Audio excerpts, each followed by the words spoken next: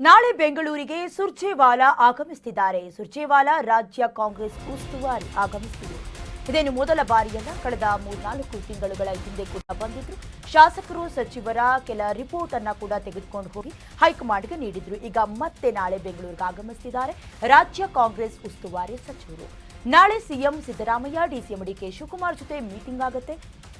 ಉಪಚುನಾವಣೆಯಲ್ಲಿ ಯಾವ ರೀತಿ ಗೆಲ್ಲಬೇಕು ಇದರ ಬಗ್ಗೆ ಚರ್ಚೆಯಾಗುತ್ತೆ. ರಣತಂತ್ರವನ್ನ ರೂಪಿಸಲೇಬೇಕು. ಹೀಗಾಗಿ ಇದರ ಬಗ್ಗೆ ಚರ್ಚೆ ಮಾಡ್ತಾರೆ ಸುರ್ಜೇವಾಲಾ. ರಾಜ್ಯದ ಪರಿಸ್ಥಿತಿಯ ಬಗ್ಗೆ, ಜೊತೆಗೆ ಈಗ ಟಿಕೆಟ್ ಕೂಡ ಬಿಜೆಪಿಯವರು ಯಾವುದೇ ಕನ್ಫ್ಯೂಷನ್ಸ್ ಇಲ್ಲದೆ ಈಗಾಗಲೇ ಅನೌನ್ಸ್ ಮಾಡಿದ್ದಾರೆ. ಬಟ್ ಕಾಂಗ್ರೆಸ್ನಲ್ಲಿ ಮಾತ್ರ ಅದು ಕಗ್ಗಂಟಾಗಿ ಪರಿಣಮಿಸ್ತಾ ಇದೆ. ಒಂದು ಕಡೆ ಶಾಮನೂರು ಶಿವಶಂಕರಪ್ಪ ಅವರ ಕ್ಷೇತ್ರದಲ್ಲೂ ಕೂಡ ಕೆಲ ಕನ್ಫ್ಯೂಷನ್ಸ್ ಇದೆ. ಅದಾದ ನಂತರದಲ್ಲಿ HY ಮೇಟಿ ಅವರ ಫ್ಯಾಮಿಲಿಯಲ್ಲೂ ಕೂಡ ಅವರ ಮಗಳು ಮಹಾದೇವಿ ಅವರಿಗೆ ಟಿಕೆಟ್ ಕೊಡಬೇಕು ಅನ್ನುವಂಥ ವಿಚಾರ ಸದ್ದು ಮಾಡ್ತು. ಅದಾದ ನಂತರದಲ್ಲಿ ಅವರ ಮಕ್ಕಳ ಪೈಕಿ ಯಾರಾದರೂ ಒಬ್ಬರಿಗೆ ಟಿಕೆಟ್ ಕೊಟ್ಟರು ಕೂಡ ನಮಗೆ ಓಕೆ ಅನ್ನುವಂಥ ರೀತಿಯಲ್ಲಿ ಬಂತು.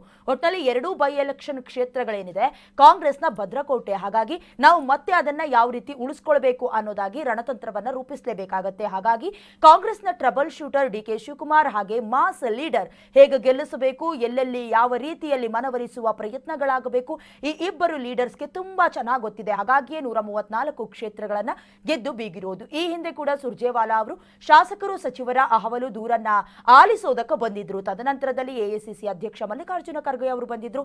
ಹೈಕಮಾಂಡ್ ಭೇಟಿ ಮಾತ್ರ ಸಾಧ್ಯವೇ ಆಗಲಿಲ್ಲ. ಬಟ್ ಮುಂಬರುವಂತಹ ಎಲೆಕ್ಷನ್ಗಳನ್ನ ಗಮನದಲ್ಲಿಟ್ಟುಕೊಂಡು ಹೈಕಮಾಂಡ್ ಬರ್ತಾರೋ ಇಲ್ವೋ ಗೊತ್ತಿಲ್ಲ. ಬಟ್ ಹೈಕಮಾಂಡ್ ಕಳಿಸಿರುವಂತಹ ಸಂದೇಶವನ್ನ ಮಾತ್ರ ರವಾನಿಸಲೇಬೇಕು ಅನ್ನುವಂತ ನಿಟ್ಟಿನಲ್ಲಿ ಈಗ ಸುರ್ಜೇವಾಲಾ ಅವರು ಬಂದಿದ್ದಾರೆ. ಅಂದ್ರೆ ಸುರ್ಜೇವಾಲಾ ಅವರು ನಾಳೆ ಆಗಮಿಸ್ತಾರೆ ಅಂತ. ದಾವಣಗೆರೆ ದಕ್ಷಿಣ ಹಾಗೆ ಬಾಗಲಕೋಟೆ ಬಗ್ಗೆ ಚರ್ಚೆ ಮಾಡ್ತಾರೆ. ಬೈ ಎಲೆಕ್ಷನ್ಗೆ ಸಂಬಂಧಪಟ್ಟಂತೆ 2 ಕ್ಷೇತ್ರಕ್ಕೂ ಅಭ್ಯರ್ಥಿಯನ್ನ ಇಲ್ಲಿವರೆಗೂ ಕಾಂಗ್ರೆಸ್ ಘೋಷಿಸಿಲ್ಲ. ಈಗಾಗಲೇ ಅಭ್ಯರ್ಥಿಯನ್ನ ಬಿಜೆಪಿ ಘೋಷಣೆ ಮಾಡಿದ್ದಾರೆ. ನಾಳೆ ಸಭೆಯ ಬಳಿಕ ಅಭ್ಯರ್ಥಿ ಯಾರು ನಿಂತ್ಕೊಂಡ್ರೆ ನಮಗೆ ಒಲವು ಸಿಗತ್ತೆ ಮತದಾರರಿಂದ, ಈ ರಣತಂತ್ರ ರೂಪಿಸಿಕೊಳ್ತಾರೆ.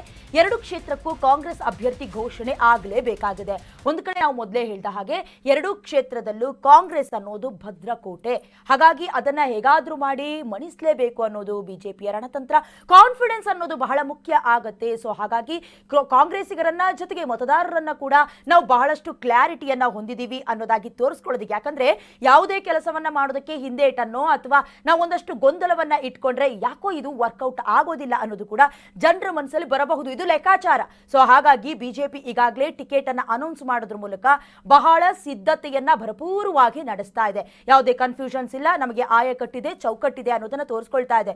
ಬಟ್ ಕಾಂಗ್ರೆಸ್ ನಲ್ಲಿ ಮಾತ್ರ ಒಂದು ರೀತಿಯ ಕುಟುಂಬ ರಾಜಕಾರಣ ಅಂತ ಈ ಹಿಂದೆ ಬಿಜೆಪಿಯನ್ನ ಕರೀತಾ ಇದ್ರು. ಸೊ ನಿಮಗೆ ಗೊತ್ತಿದೆ. ಸೊ ಹಾಗಾಗಿ ಕಾಂಗ್ರೆಸ್ ಕೂಡ ಅದೇ ರೀತಿಯಾದಂತಹ ಅಪ್ಪ ಹಾಕಿದ ಆಲದ ಮರಕ್ಕೆ ನಾವೇ ಸುತ್ತಕೊಂಡ ಹಾಗೆ ಏನಾದ್ರೂ ಅವರ ಸದಸ್ಯರಿಗೆ ಕೊಡಬೇಕು, ಅವರ ಕುಟುಂಬಸ್ಥರನ್ನೇ ಗೆಲ್ಲಿಸಬೇಕು ಅಂತ ಲೆಕ್ಕಾಚಾರದಲ್ಲಿದ್ರೆ ಖಂಡಿತವಾಗ್ಲೂ ಹಿನ್ನಡೆ ಆಗಬಹುದು. ಸಂಬಂಧಪಟ್ಟಂತೆ ಈಗಾಗಲೇ ಹೈಕಮಾಂಡ್ ಬರಬೇಕಾಗಿತ್ತು ರಾಜ್ಯಕ್ಕೆ. ಬಟ್ ಯಾವಾಗ ಬಿಹಾರ ಎಲೆಕ್ಷನ್ ಸೋತೋದ್ರು ಈ ಕಡೆ ಮುಖ ಮಾಡೋದೇ ಮರ್ತಂತೆ ಕಾಣಿಸ್ತಾ ಇದೆ. ಯಾಕಂದ್ರೆ ಈಗಾಗಲೇ ನಾಯಕತ್ವ ಬದಲಾವಣೆ, ಗೊಂದಲದ ವಿಚಾರ, ಸಂಪುಟ ಪುನರ್ರಚನೆ, ಬದಲಾವಣೆ, ಈ ಎಲ್ಲಾ ವಿಚಾರಕ್ಕೆ ಸಂಬಂಧಪಟ್ಟಂತೆ ಶಮನವನ್ನ ಮಾಡುವಂತ ಕೆಲಸವನ್ನ ಹೈಕಮಾಂಡ್ ಮಾಡ್ತಾ ಇಲ್ಲ. ಅದರ ಬದಲಾಗಿ AICC ಅಧ್ಯಕ್ಷರನ್ನು ಕಳಿಸ್ತಾರೆ ಅಥವಾ ರಾಜ್ಯ ಉಸ್ತುವಾರಿ ಸಚಿವರನ್ನ ಕಳಿಸ್ತಾರೆ.